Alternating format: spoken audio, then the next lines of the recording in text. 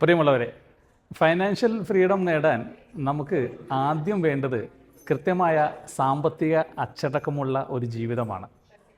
സാമ്പത്തിക അച്ചടക്കമുള്ള ഒരു ജീവിതം ഈ കാലഘട്ടത്തിൽ അത്ര എളുപ്പമല്ല.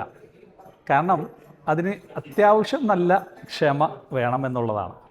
പൊതുവെ നമ്മൾ ഓരോ ദിവസവും നമ്മുടെയൊക്കെ ആഗ്രഹങ്ങൾ കൂടിക്കൊണ്ടിരിക്കുകയാണ്.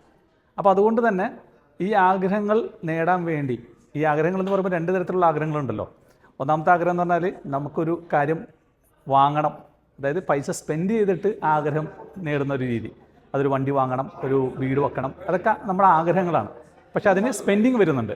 അത്തരത്തിലുള്ള ആഗ്രഹങ്ങളുടെ പുറകെയാണ് നമ്മൾ. മൊബൈൽ വാങ്ങണം, ടി വി വാങ്ങണം, നല്ല നല്ല സംഭവങ്ങൾ വാങ്ങണം. അപ്പോൾ ഇതിനൊക്കെ ഒരു സ്പെൻഡിങ് വരുന്നുണ്ട്. അപ്പോൾ ഇത്തരത്തിലുള്ള ആഗ്രഹങ്ങൾ നമുക്കുള്ളത് കൊണ്ട് തന്നെ ഈ ആഗ്രഹങ്ങൾ നമുക്ക് ചുറ്റുമുള്ള നമ്മുടെ സുഹൃത്തുക്കളും നമ്മുടെ നാട്ടിലുള്ളവരും നമ്മുടെ അയൽവക്കത്തുള്ളവരൊക്കെ ഒരുപാട് അത്തരത്തിലുള്ള സംഭവങ്ങൾ വാങ്ങിച്ചു കൂട്ടുന്നതുകൊണ്ട് തന്നെ നമ്മുടെ ആഗ്രഹങ്ങൾ ഇങ്ങനെ കൂടിക്കൊണ്ടിരിക്കുകയാണ്. അപ്പോൾ അത് ആ സ്പെൻഡിങ് കൾച്ചർ നമുക്ക് ഭയങ്കരമായിട്ട് കൂടിക്കൊണ്ടിരിക്കുകയാണ്.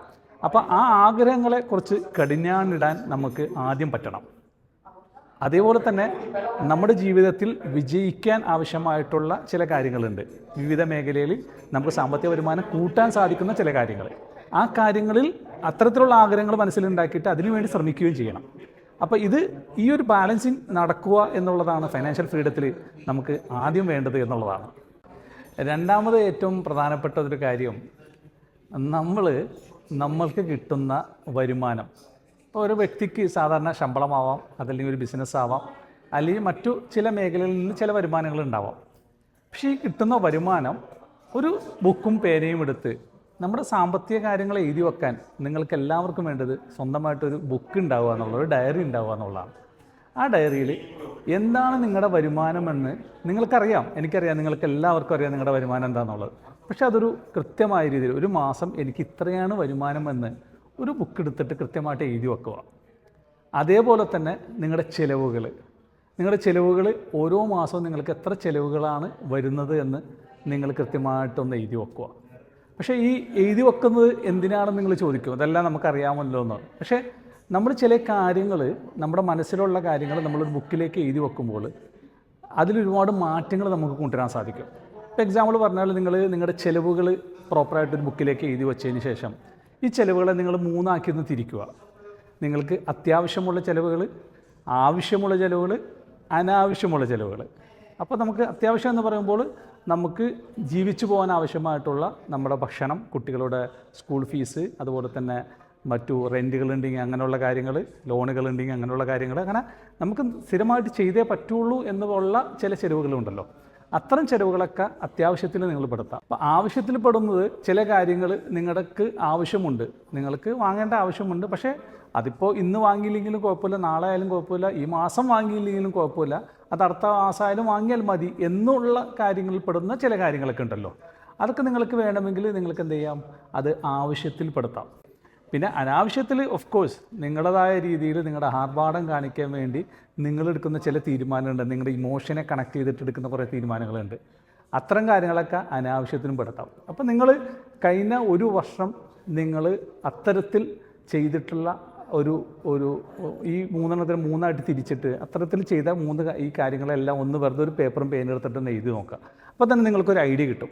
അതേപോലെ തന്നെ വരുന്ന മാസങ്ങളിൽ നിങ്ങൾ അത്തരത്തിൽ നിങ്ങൾ ചിലവാക്കുന്ന പൈസകൾ ആവശ്യം, അത്യാവശ്യം, അനാവശ്യം എന്നുള്ള ലെവലിൽ മൂന്നായിട്ട് തിരിച്ചു കഴിഞ്ഞാൽ നിങ്ങൾ അതിനുശേഷം ഏറ്റവും അത്യാവശ്യമുള്ളതിന് ഫോക്കസ് കൊടുക്കുക.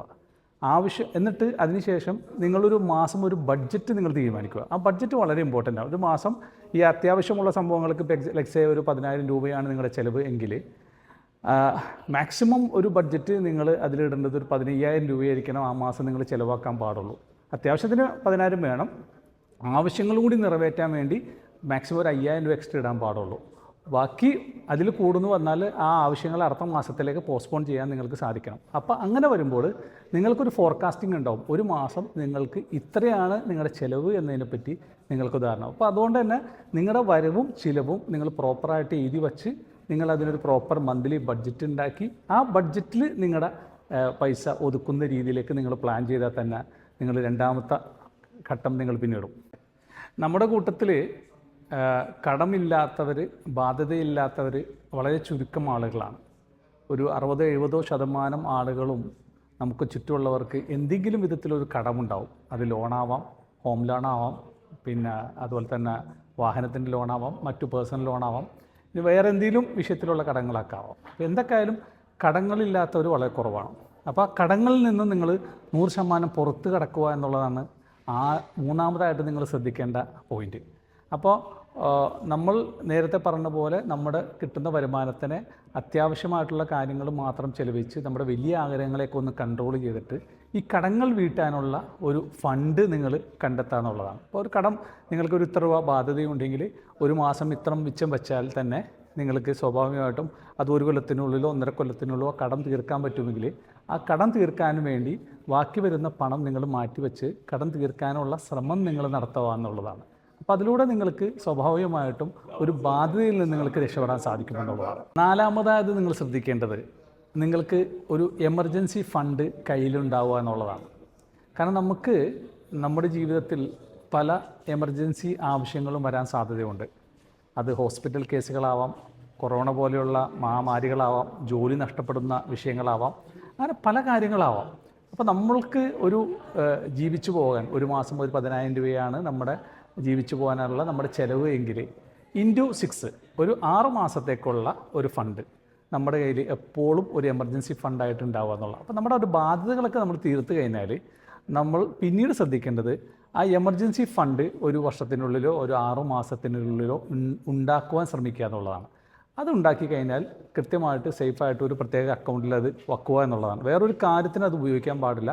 എമർജൻസി സിറ്റുവേഷൻ വരുമ്പോൾ മാത്രം അതെടുത്ത് ഉപയോഗിക്കുക. അത് എടുത്ത് ഉപയോഗിക്കുകയാണെങ്കിൽ തന്നെ നമ്മൾ പിന്നീട് എമർജൻസി വരുമ്പോൾ നമ്മൾ ഉപയോഗിച്ചാൽ തന്നെ ആ എമർജൻസി ഫണ്ട് പിന്നീട് ഫില്ല് ചെയ്യുകയും ചെയ്യണം നമ്മൾ. അപ്പോൾ അതെപ്പോഴും ഒരു ബാക്കപ്പ് ഫണ്ടായിട്ട് എപ്പോഴും നമ്മുടെ കയ്യിൽ വെക്കുക എന്നുള്ളതാണ് നാലാമതായിട്ടുള്ള പോയിന്റ്. നമ്മളുടെ ഈ ബാധ്യതകളൊക്കെ ഒന്ന് ക്ലിയറായി അത്യാവശ്യത്തിന് ഒരു 6 മാസത്തേക്കുള്ള എമർജൻസി ഫണ്ടും നമ്മുടെ കയ്യിലായി കഴിഞ്ഞാൽ പിന്നെ നിങ്ങൾ ശ്രദ്ധിക്കേണ്ടത് നിങ്ങളുടെ വരുമാനത്തിൽ നിന്നും കുറച്ച് പണമെടുത്ത് ഏതെങ്കിലും ഒരു മേഖലയിൽ ചെറിയൊരു നിക്ഷേപം നടത്തുക എന്നുള്ളതാണ്. ആ നിക്ഷേപത്തിലൂടെയാണ് നിങ്ങൾ ഫൈനാൻഷ്യൽ ഫ്രീഡം എന്ന സ്വപ്നത്തിലേക്ക് നടക്കാൻ പോകുന്നത്. കൂടുതൽ വിവരങ്ങളുമായി അടുത്ത വീഡിയോയിൽ വരുന്നതാണ്.